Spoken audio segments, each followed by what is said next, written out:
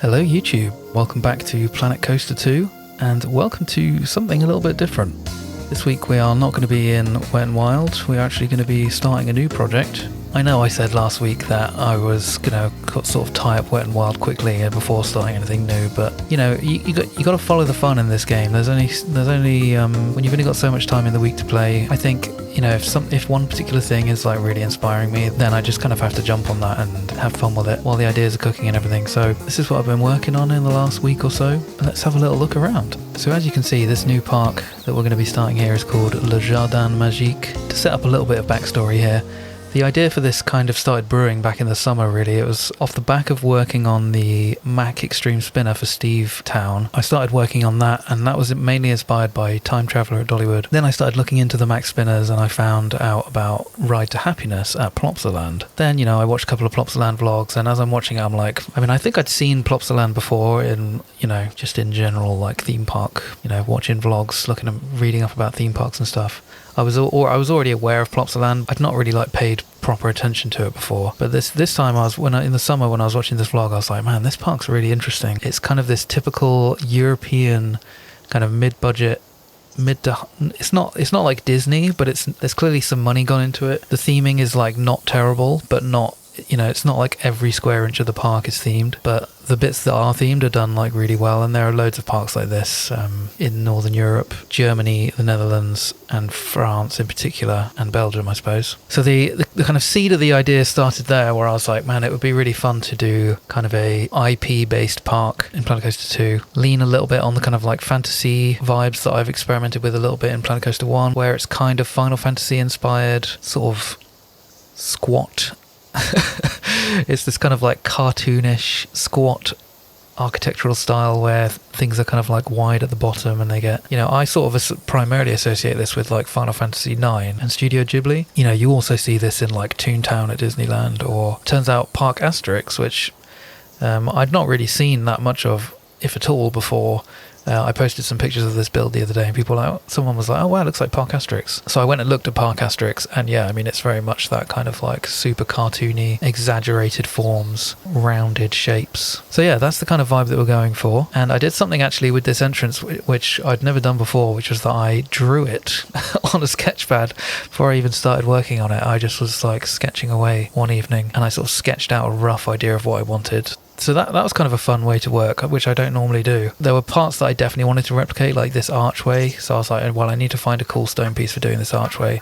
So this archway is made up of these Viking stone column bases, and then these bits here are made up of the Viking wall decorations. There's a few different ones of these, and they're all just kind of, you know, rotated, scaled, etc., to get sort of different look all the way around. And then to build these towers, something that's like really fun about doing kind of fantasy, quote-unquote fantasy builds, is that you can kind of do the dome method, and you can just start like improvising a little bit, like just grabbing random pieces and rotating them around and seeing what interesting things happen. So these little trims here are made from these like tropical flower pieces, just rotated around. I'm not 100% sold on these, like on the middle bits of the towers, but I really like the kind of like tapered shape. These are made from rotated, it's this submarine hull part, because there's this like stripe in it, and because of the material, when you rotate it, you get this kind of like stripe, which I'm not sure how I feel about. This lower part is also tapered, and it also has stripes when you look super close, and that's because it's made of an absolute shed load of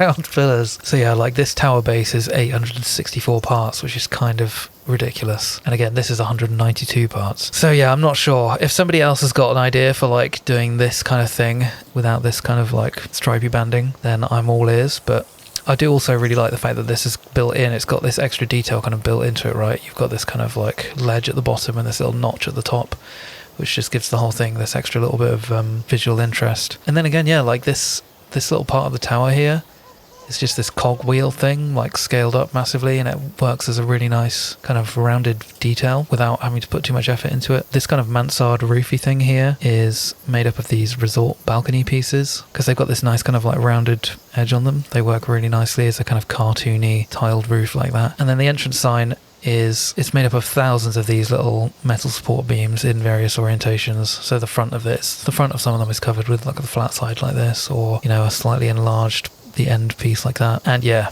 as you can see, it's a lot of pieces. It looks really good up close, but it does start to fall apart a little bit once you start getting further and further away from it. And then once you're like all the way back here, it's not ideal. So I may end up redoing this. I actually redid this several times trying to get it to look good. You can see my little graveyard over here. I did also make this version of the sign just using the in-game font pieces, and this is like, you can kind of see here, it's like loads of different punctuation and font pieces to try and get this sort of similar look to this font. It can only go so small because some of the pieces are already scaled to their minimum. But yeah, that's going to be really useful for just like having around the park. And you can also just see, you know, remnants of a little graveyard here. I think there's going to be possibly a kiddies area using this sign somewhere. Anyway, so this is the entrance. It's subject to change. As you can see, I mean, this is all like very early days. I've hardly decorated this like plaza at all. And as you'll see, once we go past this entrance, it's similarly bare bones on the inside. Like this little tower on the right here, I might change this out so that it has like a different structure on the top here, just so that it looks different to the one on the left. I already started that process by having this little kind of doorway with the steps leading up here. But yeah, so that's the entrance. Pretty chuffed with that. Just realizing I completely forgot to talk more about the whole like IP aspect of the park, which was the main inspiration from Plopsaland. Basically, if you don't know, Plopsaland is kind of a park built on, I mean, it's got like a rich and interesting kind of wacky history. But in the modern day, it's a park that's sort of based on these kind of children's entertainment IPs that are owned by the people who own the park. So the park is kind of filled out with all these different IPs. So the idea with this project really is to kind of do a similar thing. And in a future episode, we'll have SP Ridley on, who has been helping me kind of flesh out the backstory of the park, the people who own the park, the sort of animation studio, the kind of flagship IP. So this statue here in the middle will be replaced with a proper statue of a character that SP's been designing. So I'm not going to go too deeply into that now, but like, yeah, the whole idea is that the park is owned by this kind of this children's entertainment company, and that all the rides in the park are going to be based on kind of different IPs that this company owns. And yeah, as I say, we've been cooking up some really cool stuff. Well, I say we, it's mainly SP Ridley's been cooking up some really cool kind of concept art, and we've been going back and forth, having a lot of fun coming up with these IPs. So I can't wait to show you that stuff in a future episode.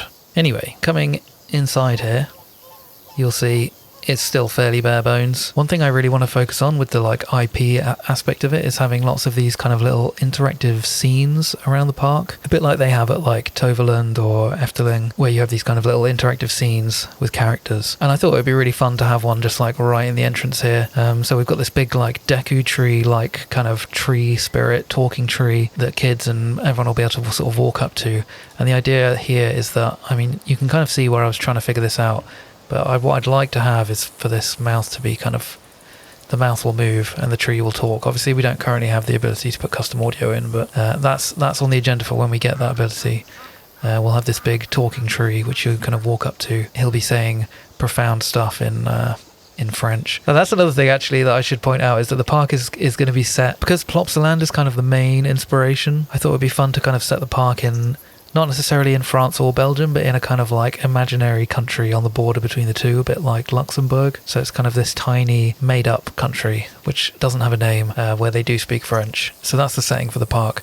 And while I'm just while I'm here, if anybody knows a reliable way to kind of like limit the sort of vertical movement of a piece like this. I kind of accidentally managed to get this pretty good like restricted movement, but the problem with this is that once you like reset the park file, or you know, if I duplicate this for example, you can see it just kind of resets to how it should be. And I'm sure that somebody has figured out a way using the display sequencer to kind of like achieve this effect on purpose, where you basically just have a much more limited range of movement occurring, because I just want this mouth to kind of, you know, go up and down a tiny little bit. So yeah, if anybody can point me towards a tutorial on how to do that, that would be very much appreciated. So yeah, the idea with this plaza generally is that you kind of come through, as you come through the entrance, you know, you've got this big kind of like scene in front of you. On the right side, we've got the kind of like turnstile entry to the park here, with a couple of exits as well. And this was a really fun building. I've been having a lot of fun with these. Again, it's these Viking wall decoration trim pieces, because they've actually got like geometry to them instead of being kind of done with depth maps. You can get this really satisfying effect by burying kind of wall climbers. This wisteria, if you scale this down, you can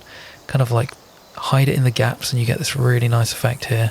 And then again, this statue here will be replaced with an IP character sitting on the little box here. And then yeah, just sort of going to town with these. This is the Viking wall decoration, just kind of buried in the wall. These are all just the tips of these ones, combined with loads of decals, the moss and the sort of damaged walls. You can get this really nice kind of cartoony effect here, like you would see in this kind of park, where it's just like a plaster wall, and then the detail is just kind of like added with these little bits of, you know, damage and bricks poking out through the plaster, rather than having the whole thing made of brickwork. And then again, we've just got these kind of like cartoonish, slightly jauntily angled dormers, and all the brickwork is slightly wonky. Just all feeds into the kind of cartoonish look of the whole thing. And I should also just say a massive shout out to Deif, who made these turnstiles. They're really nice, very nicely done, and I'll put a link to those in the description for you. So yeah, overall with the plaza, I think the idea is that I'm going to build like a tickets office will be over here, so you kind of walk in, you get your tickets, and then you can come across here. I think that's the idea anyway, and that's basically going to be it. I will obviously, you know, there's going to be some sort of decorative paving work done here, and it'll get cluttered up with lampposts and probably some planters and all the usual clutter to fill it out a bit. We're generally going to be working at a slightly larger scale than a lot of the plazas are going to be larger. Paths are going to be slightly wider maybe than this you know, Steve Town or Wet and Wild, where everything's kind of small and low budget. We're going for a very different vibe here. So yeah, thanks for coming along. Thanks for watching. Sorry that this isn't Wet and Wild. If you were hoping for more Wet and Wild, I'm not completely abandoning that. I am hoping still to get Wet and Wild basically finished before Christmas. I just like started kind of tinkering with this, and then started kind of devising all these IP stuff with SP, and I just got a bit carried away really. And you know, you got to strike while the kind of creative irons are hot. And so yeah, now we've got now I'm that guy with two with 2 active series on the channel. But yeah, as I say, Wet and Wild, it's 1 or 2 episodes, and I'm planning to sort of get that done, so that going into the new year we can kind of just be concentrating on this. Yeah, this is going to be the big theme park project. I'd be interested to hear actually ideas on kind of wacky European children's IPs. If you've got any like really good ideas, I'd be very curious to hear about them. As always, thank you so much for watching, and I will catch you next time. Bye!